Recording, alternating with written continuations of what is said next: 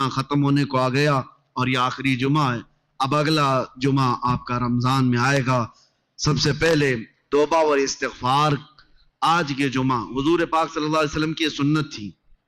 حضور کی یہ سنت تھی کہ شعبان کے آخری جمعہ میں حضور سارے مومنین سے یہ خطاب کرتے، یوں کہتے کہ ان قریب تم پر ایک ایسا مہینہ آنے والا ہے جس کا پہلا حصہ رحمت کا، دوسرا حصہ مغفرت کا، آخری حصہ جہنم سے آزادی کا. حضور رمضان کے متعلق اس جمعہ میں بیان فرماتے، اور اس لیے میں آپ کو اس سنت پر عمل کرتے ہوئے عرض کرتا ہوں، اس عظیم مہمان کے آنے سے پہلے اپنے گھر بار کو صحیح کر لو. تیاریاں ایسی کرو جیسے کسی مہمان کا استقبال ہو.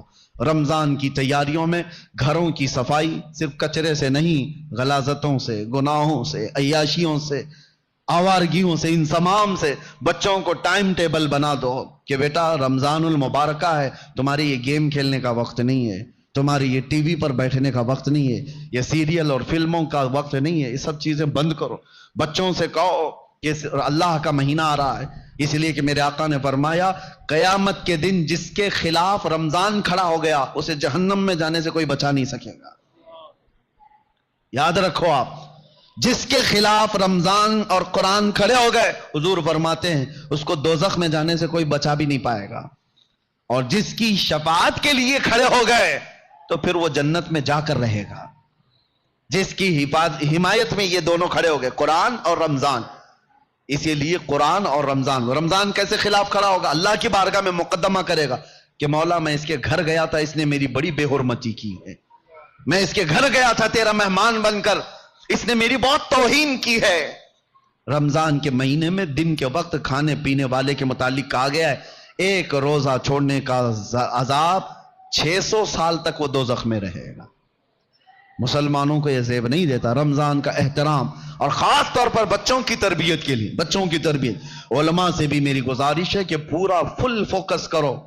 ہم یہاں ہوتے تھے یا جب بھی الحمدللہ میرا معمول ہے رمضان میں فل پیکج، صبح سے لے کر رات تک ہم تو مصروف ہی رہتے تھے. وجہ یہ ہے کہ ان کو شیطان کی وہ ڈالی ہوئی عادتوں کی طرف نہ بھیجا جائے. ایک مہینہ تو ہے جو اللہ تعالیٰ نے شیطان سے آزاد کر کے دیا، اس میں اگر دل کو پاک نہیں کیا تو پھر کب پاک کرے گا؟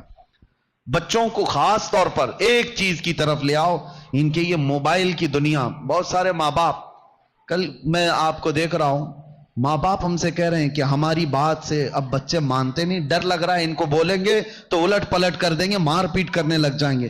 آج یہ نوبت آ گئی ماں باپ کی کہ تم بچوں کو روک نہیں سکتے، ان کے ہاتھ سے موبائل نہیں لے سکتے. اکثر گھروں کا حال ہے یہ، میں آپ کو بتا رہا ہوں، اکثر گھروں کا. لے کر کے دکھاؤ.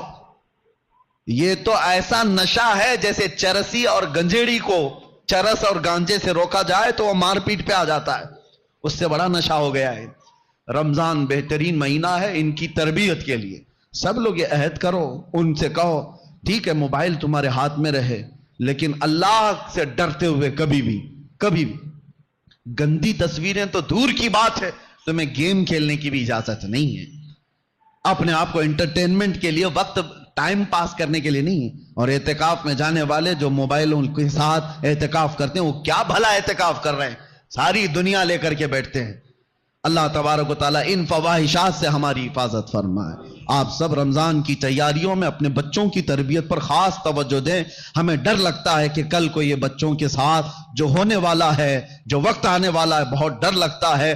اس لیے میں بار بار تاکید کر رہا ہوں کہ اللہ ان کے ایمان کی حفاظت عطا کرے، ان بچوں کا ایمان سلامت رہے، ورنہ دنیا ان کے ایمان کی ڈاکو ہے. اللہ تعالی ہم سب کے بھی ایمان و عقیدے کی حفاظت فرمائے. السلام علیکم ورحمۃ اللہ وبرکاتہ.